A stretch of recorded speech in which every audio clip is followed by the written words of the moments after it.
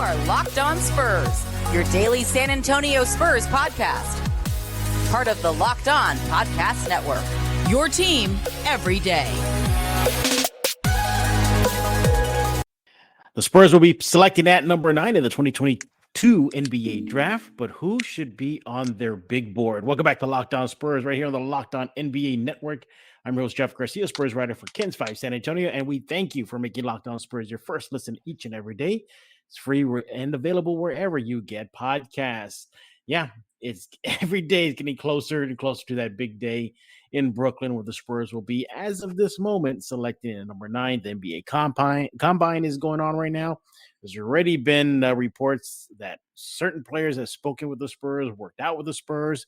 Who should be on the Spurs big board? Should the Spurs trade up, as the reports that some teams are looking to trade their picks that are above San Antonio, and much, much more. To do that, I'm joined by San Antonio Sports Star's very own Jack Thompson, co-host of the Saturday Morning Hangover. Jack, you must be in heaven right now because this is like your time, man. You love NBA draft, combine, college kids making their way to the pros. Oh yeah, this is definitely heaven for me. I've been watching the combine every day. I watch the G League combine. I love watching the scrimmages to see how guys perform. So yeah, this is basketball heaven for me right now, for sure. Follow Jack on Twitter at Jack_Thompson33. Do it right now, especially, now, because he is a go-to guy for me whenever I need help when it comes to college prospects, some names you'll be looking out for, and much, much more. Jack, ahead of the show, I already given you, some reports out there that certain players have worked out with San Antonio. We'll get to all that in a while. But, a lot of Spurs fans are just trying to, crash course prospects right now for San Antonio. They are sitting at number 9. Jack, let's just put it this way. Who is on Jack's big board heading into the draft? Man, on my big board at number 9, I think leading the way for me is Jeremy Sohan out of Baylor. 6'9", 6'10", kind of combo guard forward. Can do a lot of things with the basketball really well. After that, it's kind of there's not really like a set in stone number. I mean, really at number 1, it's not really set in stone either because there's so many guys you can get at 9. Mm-hmm. But I really like Mark Williams, the big from Duke. His measurables at the combine were insane. I mean, the dude's 7'2" with a 9'9" standing reach and like 5% body fat. So he's an incredible prospect, super athletic, rim running, rim protecting, big, dunks everything. I like Jalen Duren, another big out of Memphis. Mm-hmm. Dude carved out of granite, like a young Dwight Howard, 6'11", super bouncy. I really like, and probably to finish off the list would be 2 more guys in Johnny Davis, the guard from Wisconsin, and then Benedict Mathurin, a guard forward from Arizona. If we look at your big board right now, it's very big heavy. You started off with a lot of bigs, a lot of forwards, big guys. Yeah. At number 9, if the Spurs do go that direction, there should be a legit big on that board for the Spurs. But should the Spurs approach be best available? And yeah, even if that's a guard, just to get them. I think at number 9, there's not necessarily going to be an outright best available. I think that there's going to be a lot of guys that do a lot of good things, and some guys will do certain things better than others. So it kind of just depends on what your best available looks like. But I don't really think at number 9 there's going to be someone who just jumps off the board unless someone Right. falls as someone who's like, oh yeah, he's absolutely the best available. I think it's just going to be kind of a pick your poison type thing and what you think is the best available for your squad. Yeah, look, in every draft, it never fails. Certain players drop. They're projected to be a top 10 and they get drafted late in the first round. Projected to be top 5 and they fall out of the top 5. Are there Mhm. any players that you think could be in that situation that which could benefit San Antonio? Do you think have you heard of anything like players stock dropping ahead of the draft? No, I haven't really heard anything of, like, the top 10 guys' stock really dropping. It's kind of been set in, like, stone for a while, and all the mock drafts and stuff I've been seeing, it's usually the same 10 guys, just in rearranged order. I think one person who might drop that I could see maybe would be Shaden Sharp, just Mhm. because nobody's seen him play. And, that could be a big risk gambling all this money on a kid that you haven't seen play in 2 years. So, but besides that, I think the top 10 is pretty much locked in. There might be Mhm. a couple people towards the back that might fall out of the top 10, and some people around the teens that maybe jump into it, just depending Mhm. on, like what I said, what you like, because there's no real best available at that point. But no, I haven't seen any of the top guys falling very far.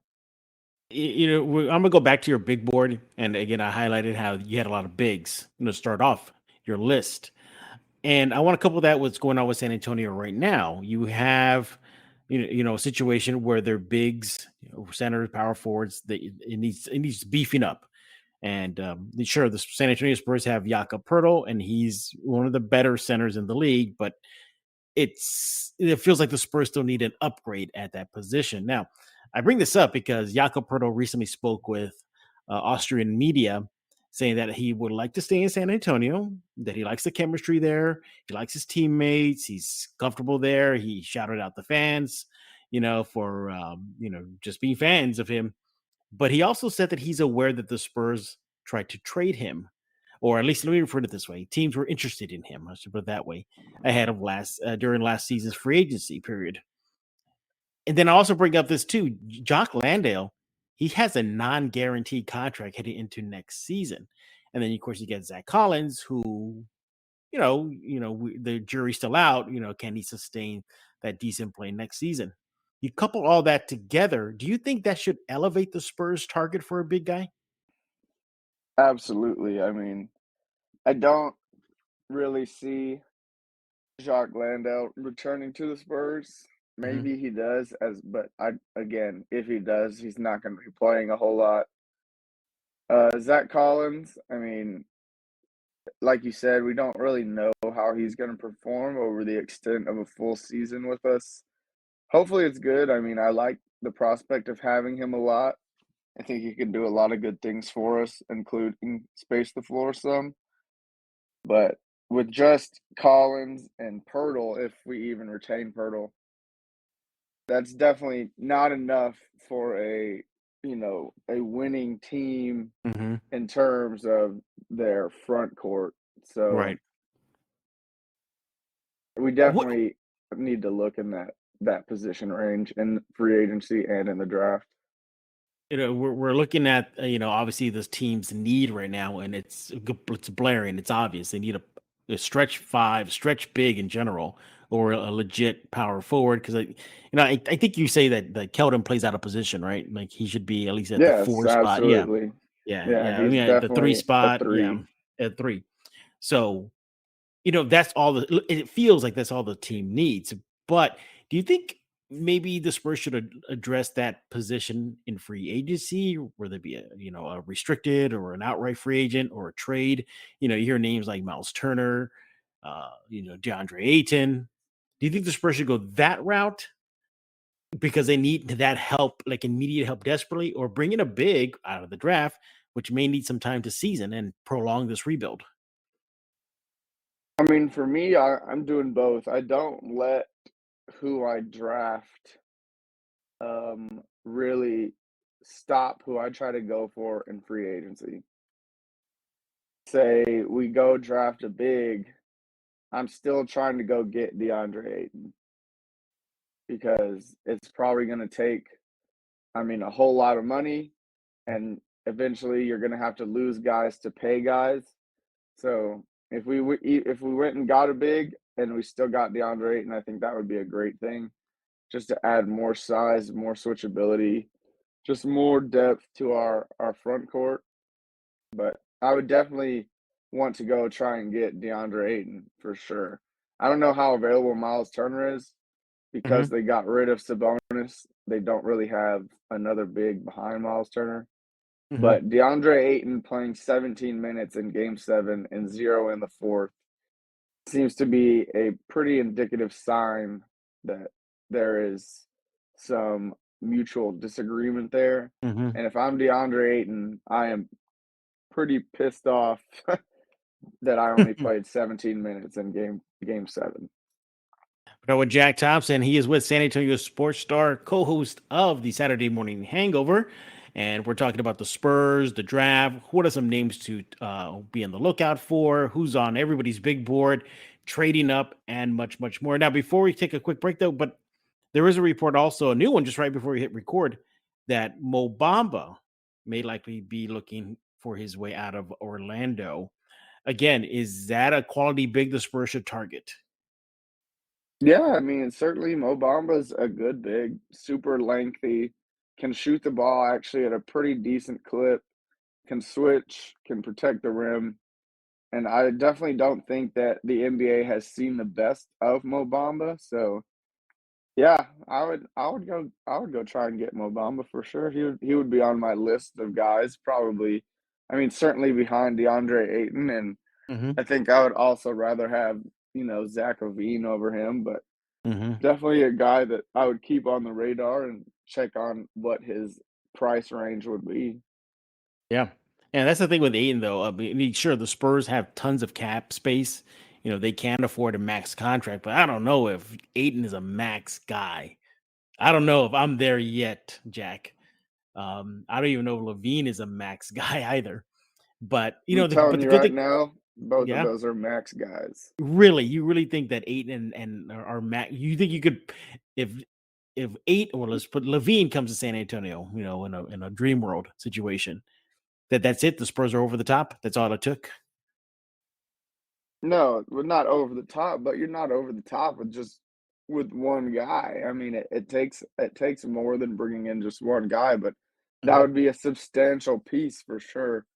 I mean, with a backcourt of DeJounte, Zach LaVine, and Keldon Johnson, that's super Yeah. tough for sure. Yeah, that is definitely deadly. Now, before we continue our chat, we're going to be talking about some of the names that I've already said that they've spoken with the Spurs or worked out with them in just a few seconds. But I want to talk to you about Built Bar. They have a new brownie batter puff bar. So if you love brownies and you want to stay in shape and you want to lose weight and you need protein in your diet, this is just for you. Yeah, it tastes just like a brownie. It is delicious. And guess what?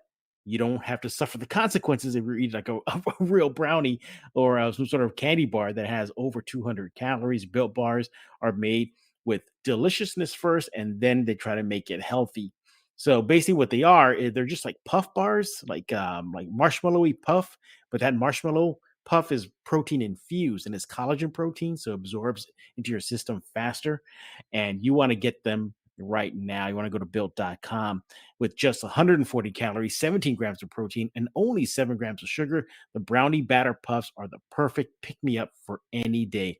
All Built puffs are covered in 100% real chocolate. That means with Built, you can eat healthy and actually enjoy doing it.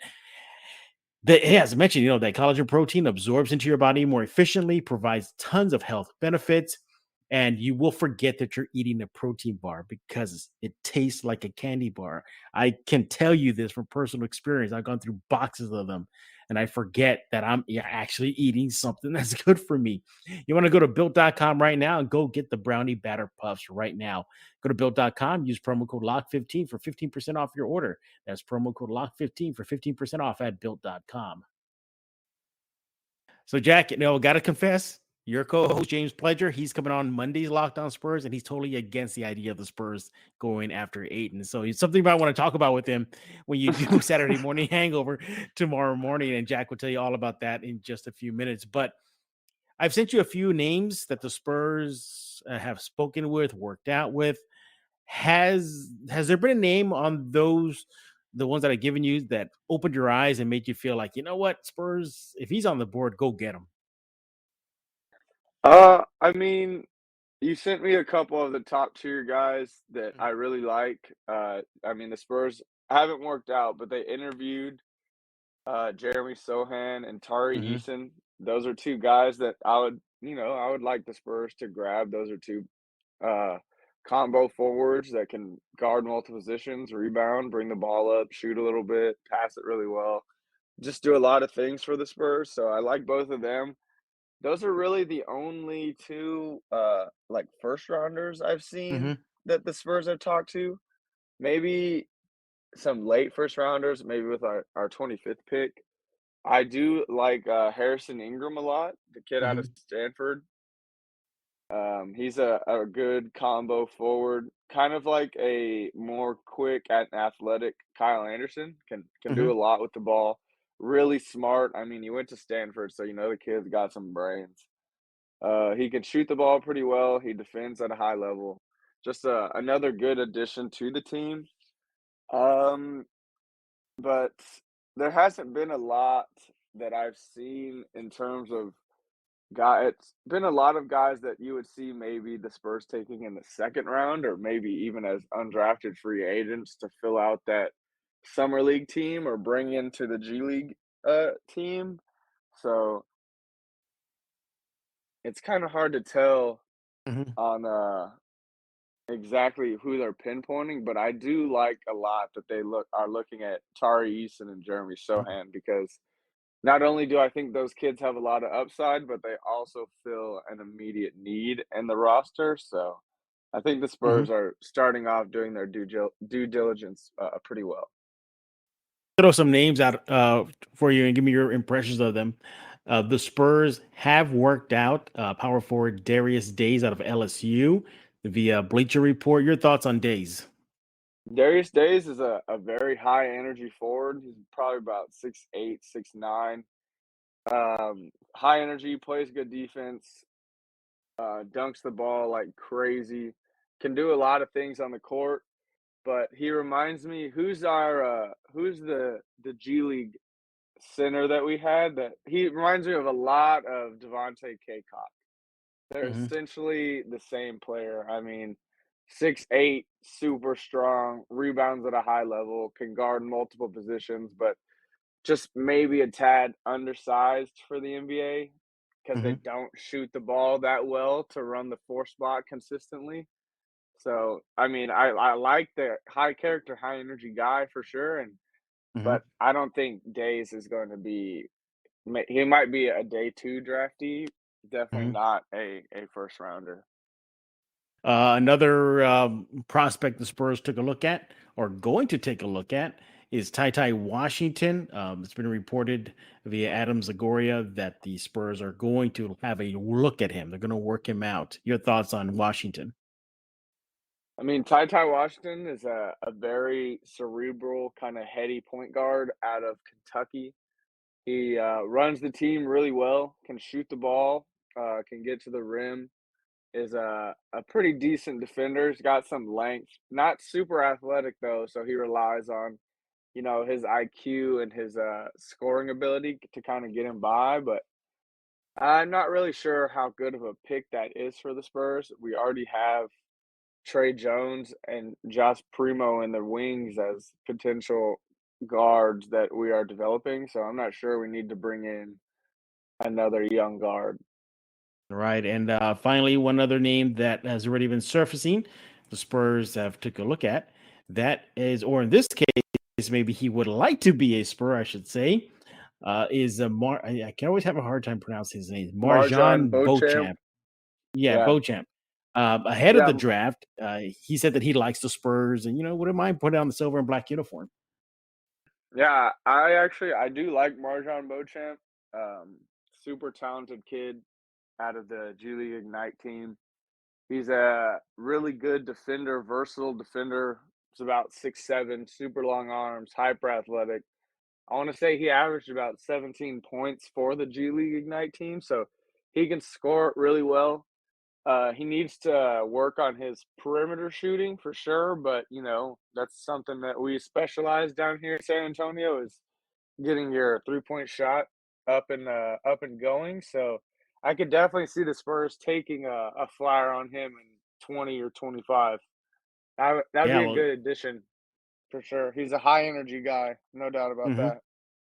Yeah, like the names, little by little, all these names are going to pop up left and right. You're going to be flooded with them, Spurs fans, and to the point where you can start to get like, okay, well, do we need to know everybody now? Because they're really not going to draft every single guy that work out. It's just do their due diligence. But at least we know the direction the Spurs are going in. That it leans more bigs than guards. It's been a couple of guards sprinkled here and there, but it's definitely leaning more bigs. Once again, we're talking with Jack Thompson with San Antonio Sports Star, and hey, we thank you for making Locked On Spurs your first listen every day. The Spurs are looking, they're in a prime position right now to really, really make some noise in that draft. But hey, if you need some more draft talk, make sure to check out Locked On NBA Big Board. Host Rafael Barlow from NBA Draft Junkies and author of the NBA Big Board newsletter is joined by Richard Stayman, Sam Ferris, and Leif Thulin, giving fans an in-depth look into the NBA draft, mock draft player rankings, and of course, big boards.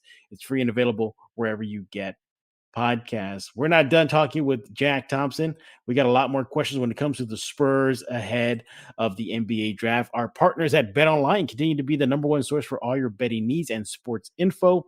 Go there, find all the latest odds, news, and sports developments, including this year's basketball playoffs, Major League Baseball scores, fights, and even next season's NFL futures.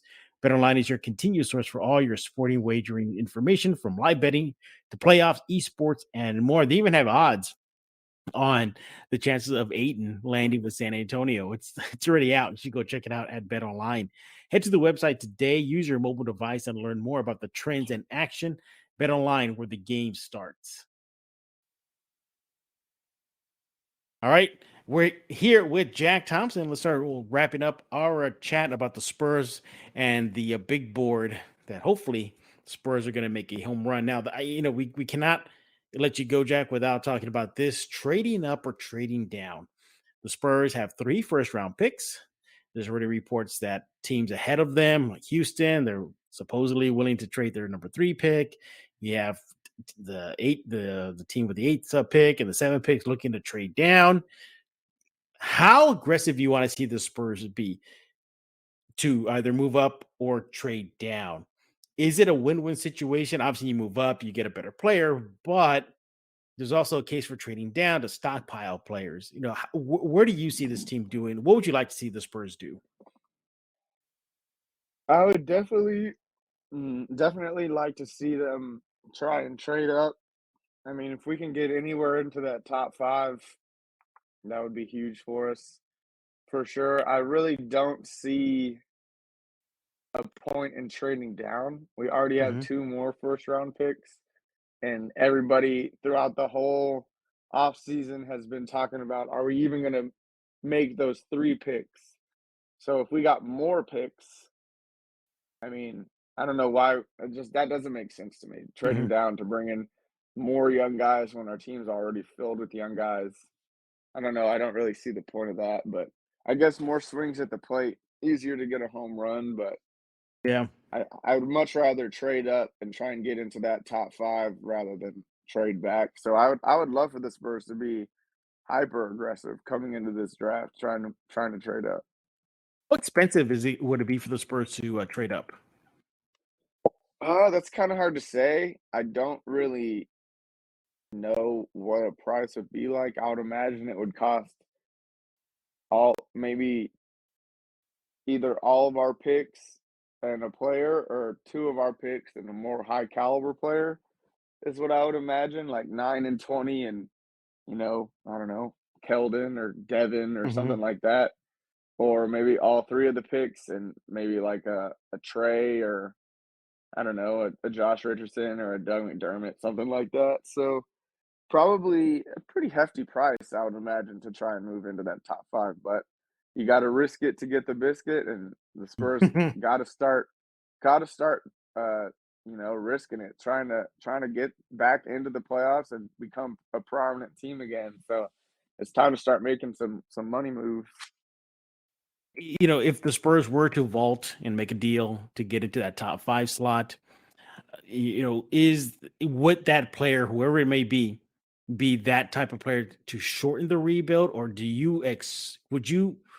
you anticipate the Spurs saying, "Thanks, number 5 pick, for putting on the uniform. We're glad to have drafted you. Welcome aboard. Now go to Austin." Do you think that could happen with the Spurs? No, I don't see that happening with anyone going in the top 5. I think they're all pretty polished players, especially that top 3. I can't imagine Jabari, Chet, or Paolo suiting up in the Austin Mhm. Spurs. That would just be a complete waste of time. God, can you imagine that? Can you imagine if the Spurs make a deal for like they just we're realistic top 5, number 5 spot, and they send that player to Austin? We'll see you in a while, guy. Get And that'd be ready. so annoying. Yeah, I wouldn't be surprised, Jack. Though I really wouldn't. I would be like, yeah, that's the Spurs for you. I mean, unless your name is Timmy, well, I guess maybe the Austin at that time the Toros weren't a thing yet. But I mean, Kawhi Leonard, damn, he didn't even sniff the Austin Spurs team at all. So you got to be at that level, at least in the Spurs. If we're just using the Spurs as a template here, you got to be Yeah. like at that type of elite level for them to not even think about sending you there. I mean, think about it. All-star DeJounte Murray spent about a season and a half over there. Keldon Johnson spent about half a season there. So it happens, Spurs fans. Brace yourself for that if that does come to fruition. Hopefully it doesn't. Hey, we're done talking. We want to hear from you. What do you think about the draft prospects that have already interviewed the Spurs, worked out? What about Jack's big board? Any of the names stand out for you, or did he miss somebody? Let us know. And he's going to tell you everything you know about San Antonio Sports Star's very own Saturday morning hangover. What's up with the show, Jack? And Saturday morning hangover, me and my guy James Pledger are coming together, hitting you with all the major storylines throughout the week, whether it comes to NBA, MLB, NFL. We're talking all sports, all the major storylines. We like to keep it pretty lighthearted and fun, cracking some jokes, making each other laugh. Never gets too serious, but if you're missing out throughout the week on the major sports headlines, the Saturday morning hangover is what you need to tune into because me and Pledge will bring it all to you for sure. And make sure to follow Jack on Twitter at Jack_Thompson33. Jack, I know you're just like me. You're an anime guy. Have you hmm seen the latest big craze when it comes to the anime? I've seen you Jujutsu? watching a lot of Yeah, yeah, Jujutsu Jujutsu Kaisen. Kaisen. What do you think Yeah. about that? Have you seen it? Oh yeah, dude. Yeah, I'm far ahead of you on that. I've seen all of it and the movie already. I just dove in recently. I'm hooked. I Yep. got to know how Goju is so damn powerful. I Oh mean, yeah. can anybody touch him? It feels like, shouldn't the story be over? He could just end everybody. Where are you in the anime right now? What I'm episode? at season 1, episode 9. So I'm still a Oh baby at man. this. Have you seen the fight with the kind of like the forest demon? No, the last major fight I saw him do was with that guy who had a volcano for his head. Oh They were like yeah, yeah. kind of out of I guess the forest ish, but maybe outside of it. They were kind of like on the side. But no, I am impressed. This is a really, really good show. And I figured you probably would have seen it. I'm actually surprised your co-host Pleasure hasn't even seen it yet. I Yeah, texted Pudge him hasn't about seen it. a lot of anime though. He needs to catch up, Jack. He needs to He catch up does. fast. All He right. definitely does. And we want to thank you for making Locked On Spurs your first listen each and every day. Now, make your second listen be Locked On NBA. From the first jump ball of the play-in tournament to the last possession of the finals, Locked On experts take you deep inside the playoffs with insight and analysis affecting all 30 teams. And subscribe to Locked On Spurs wherever you get your favorite podcasts, Google Play, Stitcher, iTunes. We're also on YouTube. So for Jack Thompson, I am Jeff Garcia. We're going to put a lock on this episode of Locked On Spurs.